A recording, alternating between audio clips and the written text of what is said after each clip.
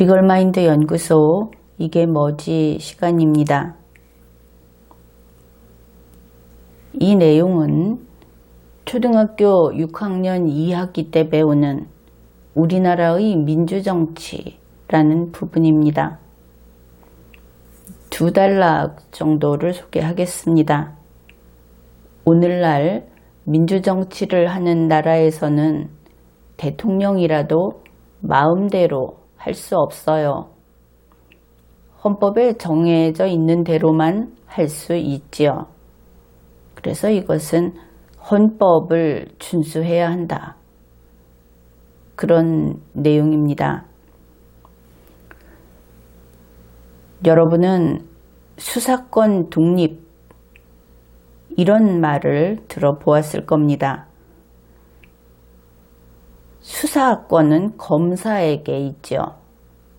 검찰청에 있는 검사에게 있다. 이렇게 알고 있을 것이고, 수사권 독립이라고 하는 것은 수사권을 독립시키겠다 이런 뜻이 아니고, 경찰도 수사권을 가지겠다.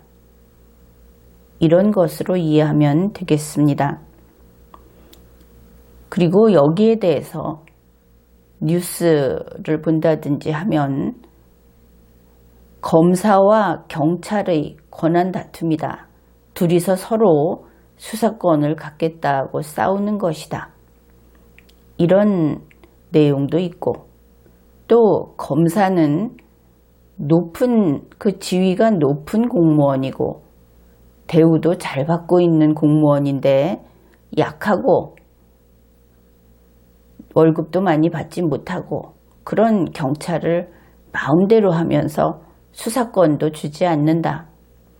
이런 이야기도 많이 들어보았을 겁니다. 그러면은 당연히 약한 경찰의 편을 드는 것이 사람의 마음이 될 겁니다. 검사하고 경찰하고 싸우면 경찰 이겨라 하고 응원을 한다 하는 것이죠. 그런데 이렇게 보게 되면 사안이 전혀 다른 부분에서 여러분이 지지하고 반대하는 그런 잘못된 결과를 내게 된다. 그것을 알아야 합니다. 수사라고 하는 것은 검사가 일을 얼만큼 많이 하는가, 경찰이 얼만큼 일을 많이 하는가, 누가 더 힘이 센가, 누가 누구의 지휘를 받는가, 단지 이런 문제가 아닙니다. 그것은 그들 내부의 사정이지요. 수사라고 하는 것은 검사나 경찰 자기들끼리 하는 것이 아니죠. 수사 대상이 반드시 있어야 합니다. 수사 대상은 대한민국 국민 전부가 됩니다. 그러면 나쁜 짓을 안 하면 상관없지 않느냐? 그렇게 이야기한다면 정말 초등학생 같은 이야기를 하는 것이지요. 법원에서 무죄 판결을 받은 사건도 많고, 그 전에 검찰청에서 기소하지 않기로 한 사건도 많다. 물론 경찰서장이 훈방한다든지 또 그 단계에서 종결 처리하는 것도 많다. 그 이야기는 가령 법원에 피고인으로 들어가는 그런 사건이 100명이 그런 사건이 있다. 그렇게 된다면 검찰청에서 조사하는 사건은 1000명이 조사를 받고 그보다 아래에서는 10만 명이 조사를 받는다. 이 점을 생각해야 하는 겁니다. 그렇다면 10만 명 가운데 100명을 제외한 나머지는 애매하게 수사 대상이 되는 것이죠. 꼭 애매하다고 할 것은 없는데 자기의 과실도 어느 정도 있을 것이고, 그렇지만 그 국민들은 나쁜 국민이라고 할 수는 없겠죠. 나쁜 짓 한 사람이다. 그러니 어떻게 되든 상관없다. 그렇게 말할 수는 없을 겁니다. 그래서 초등학생도 알기 쉽게 이 수사라고 하는 것을 소지품 검사라고 생각을 해봅시다. 여러분이 길을 가는데 갑자기 멈춰 세워가지고 소지품을 보자. 주머니나 가방 속에 있는 것을 다 꺼내봐라. 보통은 그런 일이 있으면 거기에 응하지 않을 겁니다. 그러나 수사권이 있는 사람이 그것을 요구한다면 응해야 하겠죠. 복종해야 하는 겁니다. 그래서 이 수사를 국민들의 소지품 검사를 하는 것이다. 그렇게 예를 들어 본 것입니다. 지금까지는 검사 1000명이 이렇게 국민을 멈춰 세워서 소지품 검사를 할 수 있었다. 그렇다면 앞으로는 경찰 10만 명이 국민을 멈춰 세워서 소지품 검사를 할 수 있게 되는 것이다. 단지 검사가 어떤 권한을 가지고 경찰은 갖지 못하면 억울하다. 나도 갖고 싶다. 이런 식으로 이야기할 문제가 아니다. 그것을 알 수 있겠죠. 그래서 이것은 검사와 경찰의 권한 다툼이 아닌 겁니다. 그들이 권한 다툼을 한다고 하면 그것이 오히려 공무원으로서 임무를 벗어나는 잘못된 일이 되는 것이죠. 이번에 경찰을 위해서, 경찰에게 권한을 더 주기 위해서, 검사의 권한을 좀 뺏기 위해서 이러한 좀 터무니없는 기준을 가지고 시작을 한 수사권 독립이라고 하는 것은 그 대상이 되는 전체 국민을 완전히 도외시한 그런 것이었다. 그 점에서 잘못되었다. 이것을 바로 이해해야 합니다. 결국 지금 하고 있는 일들은 전체 국민이 소지품 검사를 더 많이 받게 되는 쪽으로 법을 개정하려고 하는 것이고, 그러면 어떻게 됩니까? 국민은 자유가 대폭 줄어들게 되겠죠. 그런데 무엇을 위해서 자유가 이렇게 줄어들어도 되는 것일까? 국민이 더 범죄를 많이 저질러서 그렇게 되는 것일까? 그것이 아니고 이렇게 수사권이라고 하는 것을 그 권한 행사를 할 수 있는 영역을 넓힘으로써 놀고 월급을 받을 수는 없죠. 그리고 찾아다니는 사람이 많아지면 더 많은 국민이 수색을 받게 될 겁니다. 그래서 국민의 자유는 줄어들 수밖에 없다. 그렇다면 이것은 애초에 그 목표가 잘못 정해진 것이 아닌가? 누가 왜 이런 일을 시작을 했으며 왜 국민은 여기에 따져보지도 않고 동의를 해 주었는가? 아니면 이것을 방치했는가? 우리 국민들의 책임도 없다고는 할 수 없습니다. 어느 개인의, 어느 인기 있는 정치인의 말을 그저 박수치고 들어주는 그런 것을 이제는 과감히 버리고 항상 헌법과 법률을 스스로 검토하는 그런 국민이 되어야 하겠습니다.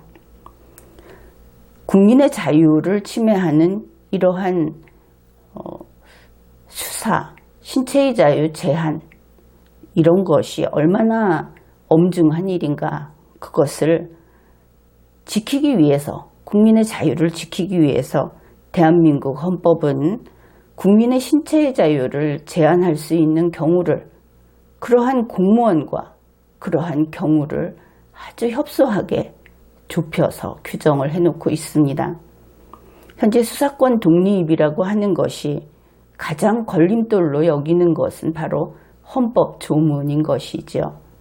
헌법이 국민의 자유를 지키고자 하고 정치인은 자신들의 정치적 목적을 위해서 그 헌법을 물러서게 하고자 하고, 이런 일이 벌어지고 있는 것이고, 현재 국회에서 패스트트랙과 관련해서 다툼이 있는 것은 바로 이와 같이 아주 근본적인 국민의 자유를 두고 벌어지고 있는 그런 싸움이다.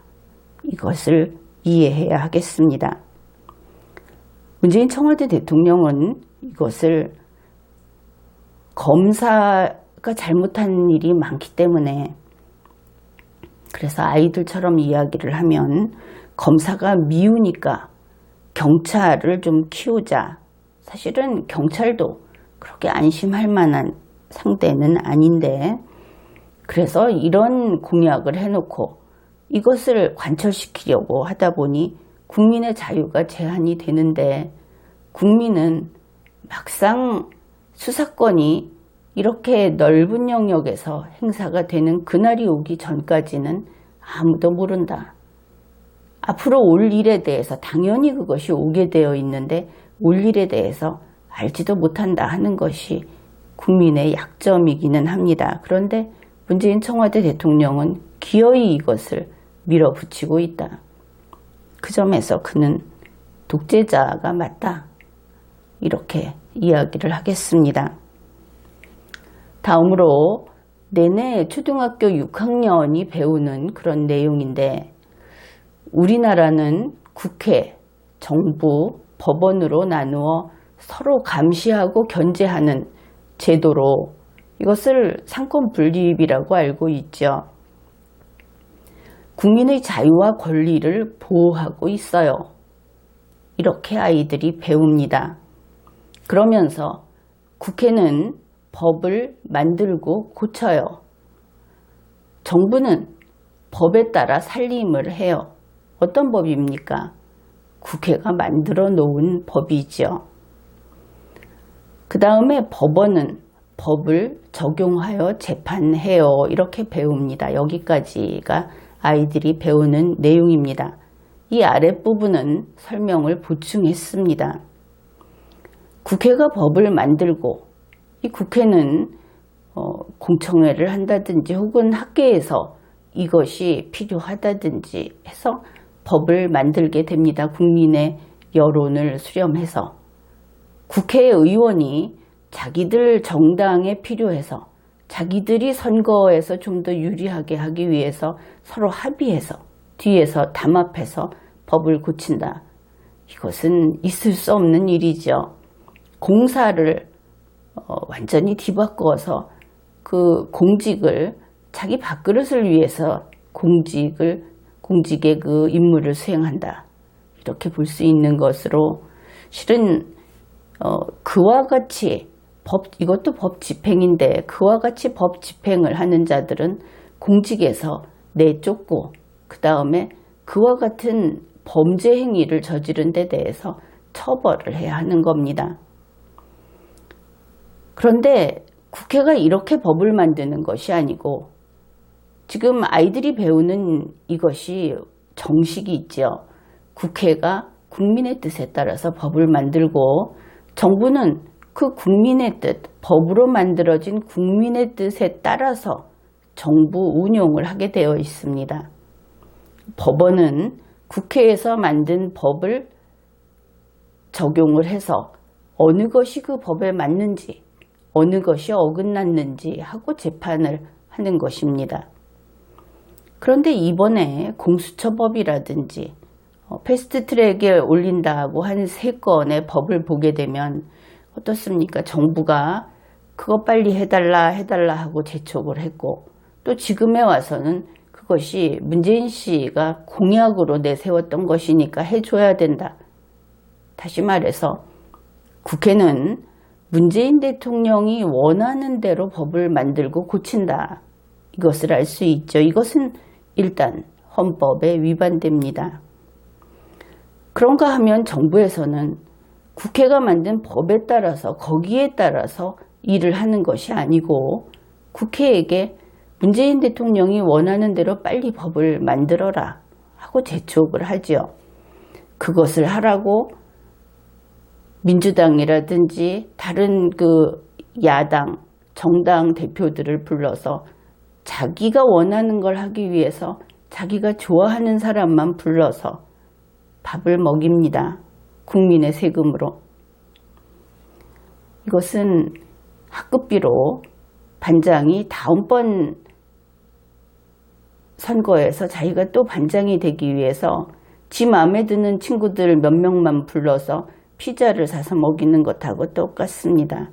초등학생도 아마 그것은 부정이다, 이렇게 이야기를 하겠죠.